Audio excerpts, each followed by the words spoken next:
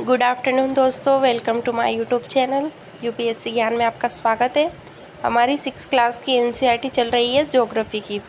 जो हमने 3 चैप्टर्स तो हमने कंप्लीट कर लिए थे। 4th चैप्टर हमारा मानचित्र है, जो कि इतना इम्पोर्टेंट नहीं है यूपीएससी के रिगार्डिंग। 6 क्लास के रिगार्डिंग तो है, लेकिन यूपीएससी के लिए नहीं है, और हम कर रहे हैं यूपीएससी के लिए। तो हम 4th चैप्टर नहीं करते हैं। आप एक बार ऐसे ही उसको रीडिंग कर लेना, मैं पीडीएफ अपलोड कर दूंगी, लेकिन इतना इम्पोर्टेंट नहीं है वो। तो हम स्टार्ट करते हैं 5 चैप्टर पृथ्वी के प्रमुख परिमंडल। जैसा कि आप पहले अध्याय में पढ़ चुके हैं, मतलब चैप्टर 1 में पढ़ चुके हैं कि पृथ्वी एकमात्र ऐसा ग्रह है जिस पर जीवन है। ये कि हमने पढ़ा था, जहाँ हवा भी है, पानी भी है, ऑक्सीजन है। मानव यहाँ जीवित रह सकता है क्योंकि जीवन के लिए आवश्यक तत्व भूमि, जल तथा हवा पृथ्वी पर मौजूद है।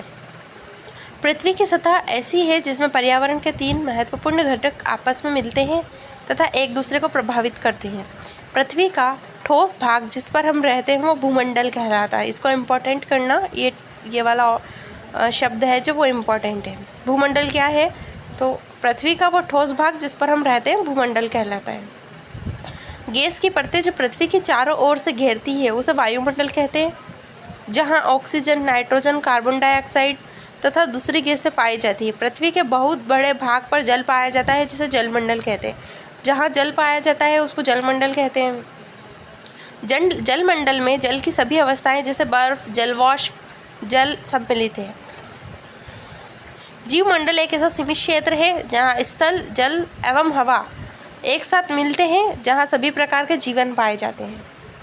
अब एक बॉक्स में देखो इंपॉर्टेंट शब्द लिखे हुए हैं, जैसे ग्रीक भाषा में लिथास को कहते हैं पत्थर, एटमास का अर्थ होता है वाष्प, और यूडर का मतलब होता है जल, बायोस का अर्थ होता है जीवन।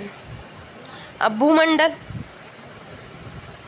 पृथ्वी के ठोस भाग को भूमंडल कहा जाता है। यह भूपर्पट्टी की चट्टान तथा मिट्टी की पतली परतों से बना होता है, जिसमें जीवों के लिए पोषक तत्व पाए जाते हैं। पृथ्वी की सतह के 2 मुख्य भागों में बांटा जाता है। पृथ्वी की सतह है उसको 2 मुख्य भागों में बांटा जाता है। पहला, स्थलीय भूभागों को महाद्वीपों के नाम से जाना जाता है, और बड़े जलाशयों को महासागरीय मतलब बेसिन के नाम से जाना जाता है। महाद्वीप और महासागरीय बेसिन, महाद्वीप के नाम से जाना जाता है और एक महासागर के नाम से जाना जाता है। विश्व में सभी प्रकार के महासागर, सभी महासागर आपस में एक दूसरे से जुड़े हैं।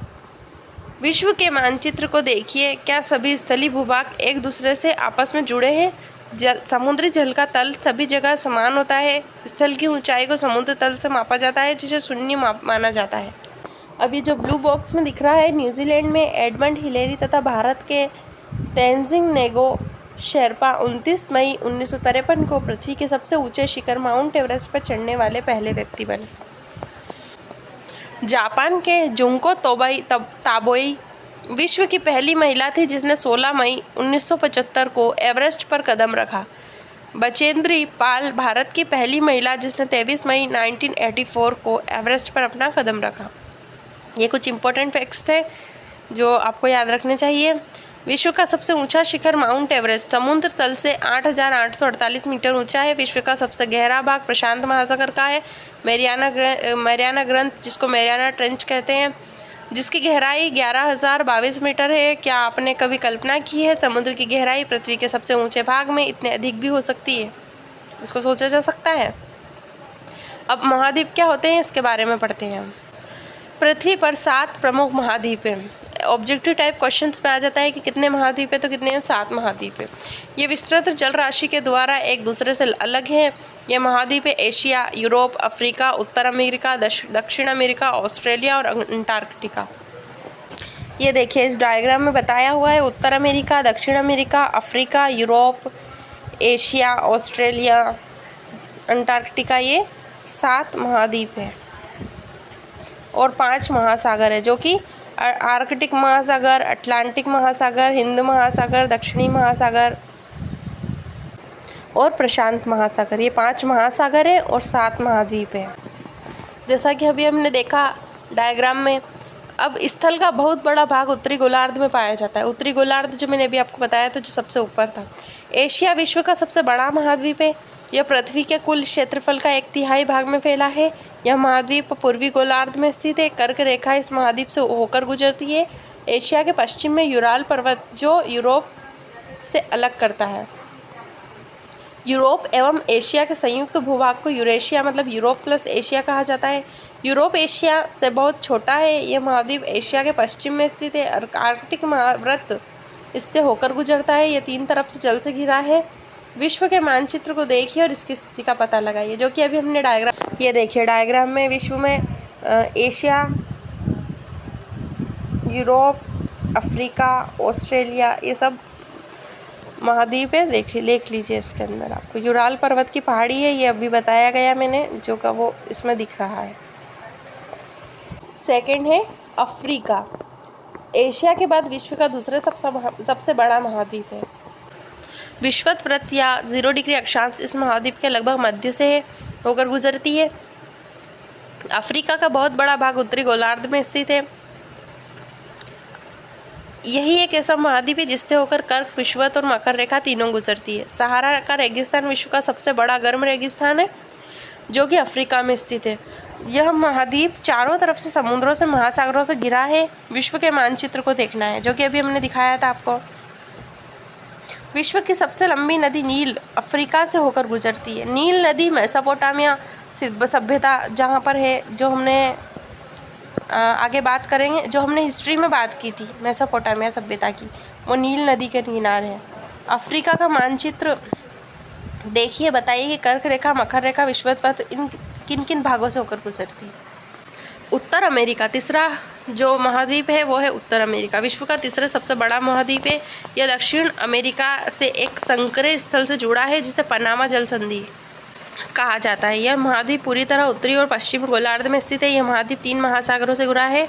क्या आप इन महासागरों के नाम बता सकते हैं? तो देखिए, उत्तर अमेरिका ये जो ग्रीन कलर में दिखाया गया है डायग्राम में, ये है उत्तर अमेरिका। जो येलो कलर में वो दक्षिण अमेरिका। इनके बीच जो इनको जोड़ती है उसको जल संधि कहते हैं। जल संधि का नाम क्या है? पनामा जल संधि। जल संधि का मतलब होता है जल का एक सकरा भाग, मतलब छोटी सी पतला सा भाग, जो 2 बड़े स्थलीय भागों को एक दूसरे से जोड़ता है। भारत एवं श्रीलंका के बीच स्थित जल संधि का नाम बताओ जल संधि का नाम अभी बताया मैंने।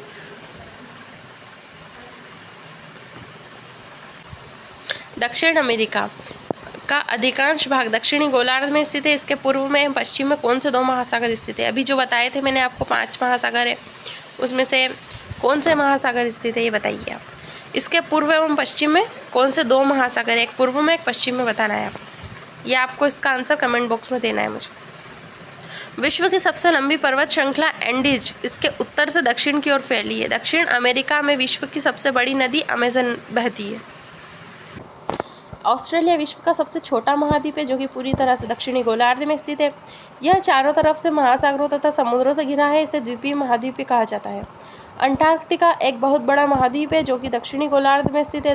दक्षिण ध्रुव इस महाद्वीप के मध्य एशिया में स्थित है। चूँकि यह दक्षिण ध्रुव क्षेत्र में स्थित है, इसलिए यह हमेशा मोटी बर्फ की परतों से ढका हुआ रहता है।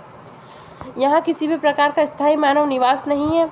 बहुत से देशों में शोध केंद्र यहाँ स्थित है। भारत के भी शोध संस्थान यहाँ है। इनके नाम है मैत्री और दक्षिणी गंगोत्री। ये हमने पढ़ लिए महाद्वीप के नाम। इसको एक बार आप 2x पर करके डबल रिवीजन कर लेना, अच्छे से समझ में आ जाएगा। उसके बाद जलमंडल। जलमंडल क्या होता है? जो हमने अभी बताया कि पृथ्वी में अधिकांश भाग पानी से घिरा है, तो पृथ्वी को नीला ग्रह भी कहा जाता है। पृथ्वी का 71% भाग जल तथा 29% भाग स्थल से घिरा है। जलमंडल में जल के सभी रूप उपस्थित हैं। इसमें महासागर एवं नदियाँ, झीलें, हिमनदियाँ, भूमिगत जल तथा वायुमंडल की जलवाष्प आदि सम्मिलित है। पृथ्वी पर पाए जाने वाले जल का 97 से अधिक भाग महासागरों में पाया जाता है। वह इतना अधिक खारा होता है कि मानव के उपयोग में नहीं आ सकता, मतलब उसको हम पी नहीं सकते, खारा पानी होता है। शेष जल का बहुत बड़ा भाग बर्फ की परतों एवं हिम नदियों से भूमिगत जल के रूप में पाया जाता है। जल का बहुत कम भाग अलवण जल के रूप में पाया जाता है, जो मनुष्य के इस्तेमाल में आता है। यही कारण है कि नीले ग्रह में रहने के बावजूद हम पानी की कमी महसूस करते हैं। जलमंडल का समझ में आ गया आपको। अब उसके बाद है 71% जल है, 29% स्थल है। अब उसके बाद हमको पढ़ना है महासागर। महासागर जलमंडल का एक मुख्य भाग है जो आपस में एक दूसरे से जुड़े हुए हैं। महासागर जो मैंने अभी आपको बताए थे, 5 महासागर है। महासागरीय जल हमेशा गतिशील रहता है। तरंगे, ज्वार भाटा एवं महासागरीय धाराएं महासागरीय जल की मुख्य गतियाँ हैं। बड़े से छोटे आकार में आधार पर 5 महासागर है। प्रशांत महासागर, अटलांटिक महासागर, हिंद महासागर, दक्षिण महासागर और आर्कटिक महासागर, जो कि अभी मैंने आपको 5 बताए थे और 7 महाद्वीप बताए थे। प्रशांत महासागर सबसे बड़ा महासागर है। पृथ्वी की 1/3 भाग में फैला है। पृथ्वी का सबसे गहरा भाग मेरियाना ग्रत प्रशांत महासागर में स्थित है। प्रशांत महासागर लगभग वृत्ताकार है। एशिया, ऑस्ट्रेलिया, उत्तर एवं दक्षिण अमेरिका इसके चारों ओर स्थित है। प्रशांत महासागर के चारों ओर इन द्वीपों की स्थिति का पता लगाना, जो कि मैंने आपको भी बता दिया था। आप एक बार डायग्राम में देखिएगा, ये लाइन पढ़िएगा, समझ में आ जाएगा। अटलांटिक महासागर विश्व का सबसे बड़ा दूसरा सबसे बड़ा महासागर है। यह अंग्रेजी भाषा के एस अक्षर के आकार का है। कोई एग्जाम में आ सकता है कि अटलांटिक महासागर का शेप कैसा है, तो एस अक्षर के आकार का है। इसके पश्चिमी किनारे पर उत्तरी एवं दक्षिण अमेरिका एवं पूर्वी किनारे पर यूरोप एवं अफ्रीका है।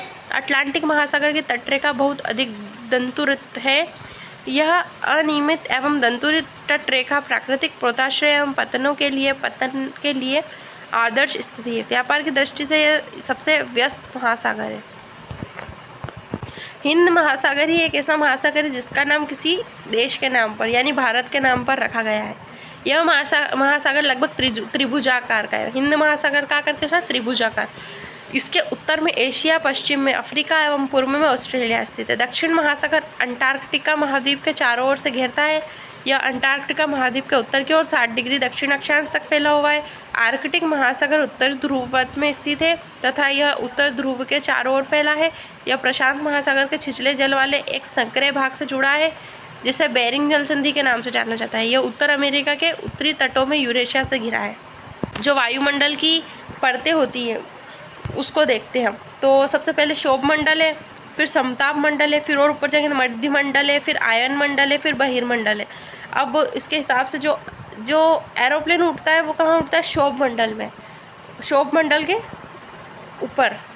समताप मंडल में जो ये मतलब मिसाइल वगैरह जाते हैं वो वहाँ तक जाते हैं।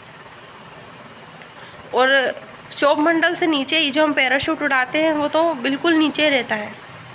अब इसको पढ़ते हैं हम वायुमंडल के बारे में। वायुमंडल हमारी पृथ्वी की चारों ओर गैस की एक परत से घिरा हुआ है, जिसे वायुमंडल कहा जाता है। वायुमंडल की पतली परत इस ग्रह का महत्वपूर्ण एवं अटूट भाग है।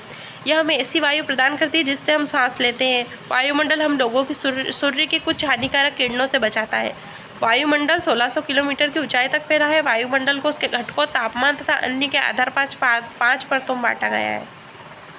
इन परतों को पृथ्वी की सतह से शुरू करते हुए क्षोभ मंडल, समताप मंडल, मध्य मंडल, आयन मंडल एवं बहिर्मंडल कहा जाता है, जो कि ये डायग्राम में दिखाया भी गया है। वायुमंडल मुख्यतः ऑक्सीजन एवं नाइट्रोजन से बना है, जो कि साफ एवं शुष्क हवा का 99% भाग है। आयतन के अनुसार नाइट्रोजन 78% है, ऑक्सीजन 21% है। दूसरी गैस जैसे कार्बन डाइऑक्साइड, आर्गन इत्यादि की मात्रा 1% है। ऑक्सीजन सांस लेने के लिए आवश्यक है, जबकि नाइट्रोजन प्राणियों में वृद्धि के लिए आवश्यक है। कार्बन डाइऑक्साइड बहुत कम मात्रा में है, लेकिन यह पृथ्वी के द्वारा छोड़ी गई ऊष्मा को अवशोषित करती है, जिससे पृथ्वी गर्म रहती है। यह पौधों की वृद्धि के लिए आवश्यक है। ऊंचाई के साथ वायुमंडल के घनत्व में भिन्नता आती है। यह घनत्व समुद्री तल पर सबसे अधिक होता है। जैसे जैसे हम ऊपर की ओर जाते हैं तेजी से घटता जाता है। हम जानते हैं कि पहाड़ एवं पर्वतारोहियों को हवा के घनत्व में कहीं कमी होने के कारण सांस लेने में कठिनाई होती है। ऊंचाई पर सांस लेने के लिए उन्हें और साथ ऑक्सीजन सिलेंडर ले जाना पड़ता है। जैसे जैसे हम ऊपर की ओर जाते हैं तापमान भी घटता जाता है। वायुमंडल पृथ्वी पर दबाव डालता है, एक स्थान से दूसरे स्थान पर अलग अलग होता है। कुछ क्षेत्रों में हमें अधिक दाब महसूस होता है, जबकि कुछ क्षेत्रों में कम दाब महसूस होता है। वायु उच्च दाब से निम्न दाब की ओर बहती है। गतिशील वायु को पवन कहा जाता है। अब क्वेश्चन आता है कि जैवमंडल किसको कहते हैं? तो जहाँ पर स्थल मंडल, जल मंडल और वायुमंडल का सभी उपस्थित हो उसको जैवमंडल कहते हैं। ये जो डायग्राम में आपको दिखाया गया है। अब पढ़ेंगे हम जीवमंडल। जीवमंडल स्थल, जल एवं हवा के बीच एक सीमित भाग है। यह वो भाग है जहाँ जीवन मौजूद है, जहाँ जीवों की बहुत सी प्रजातियाँ हैं, जो कि सूक्ष्म जीवों तथा बैक्टीरिया से लेकर स्तनधारियों के आकार में पाई जाती है। मनुष्य सहित सभी प्राणी जीवित रहने के लिए एक दूसरे को जीवमंडल से जुड़े हैं। जीवमंडल के प्राणियों को मुख्यतः 2 भागों, जंतु जगत एवं पादप जगत में बांटा जाता है।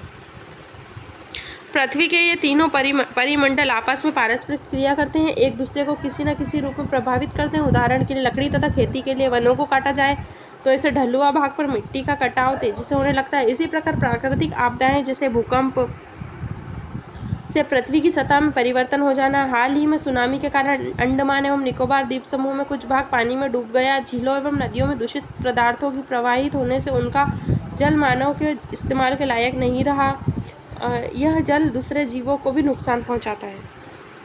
उद्योगों, तापीय विद्युत संयंत्रों एवं गाड़ियों से उत्सर्जित पदार्थ वायु को प्रदूषित करती है। कार्बन डाइऑक्साइड वायु का एक महत्वपूर्ण घटक है, लेकिन कार्बन डाइऑक्साइड की मात्रा में वृद्धि हो जाने के कारण पृथ्वी के तापमान में वृद्धि हो रही है। इसे भूमंडलीय तापन कहा जाता है। इसलिए भूमंडल, वायुमंडल, जलमंडल के बीच के प्राकृतिक संतुलन को बनाए रखने के लिए पृथ्वी के संसाधनों के सीमित उपयोग की आवश्यकता है। इसी के साथ चैप्टर ख़त्म होता है। क्वेश्चन आंसर आप लोग करने की कोशिश करिएगा, नहीं आता है तो कमेंट बॉक्स में कमेंट कर दीजिएगा। और ये क्वेश्चन सभी वही हैं जो हमने अभी चैप्टर पढ़ा है, उसी में से मिल जाएंगे। पृथ्वी को नीला ग्रह क्यों कहा जाता है ये भी हमने बताया, क्योंकि वहाँ पर 71% पानी है। पृथ्वी के प्रमुख महाद्वीप, तो महाद्वीप के नाम अभी हमने बताए हैं। कितने महाद्वीप हैं? 7 महाद्वीप हैं। उनके नाम क्या क्या हैं? पृथ्वी के चार परिमंडल प्रमुख कौन कौन से हैं वो बताना है। 2 महाद्वीपों के नाम लिखने हैं, कोई से भी 2। दक्षिणी गोलार्ध में जो स्थित है उनके लिखने। वायुमंडल की विभिन्न परतों के नाम बताने हैं, जो कि अभी हमने बताए थे, क्षोभ मंडल, वो बताने। उसके बाद उत्तरी गोलार्ध को स्थलीय गोलार्ध क्यों कहते हैं ये बताना है। उसके बाद जीवित प्राणियों के लिए जीवमंडल को क्यों महत्वपूर्ण माना गया है। तो इन सब क्वेश्चंस को करने की कोशिश करना। नहीं आता है तो कमेंट बॉक्स में कमेंट कर दीजिएगा। वीडियो अच्छी लगे तो लाइक करें, सब्सक्राइब करें, अपने दोस्तों को शेयर करें। मिलते हैं नेक्स्ट चैप्टर में, चैप्टर 6 में। तब तक के लिए बाय।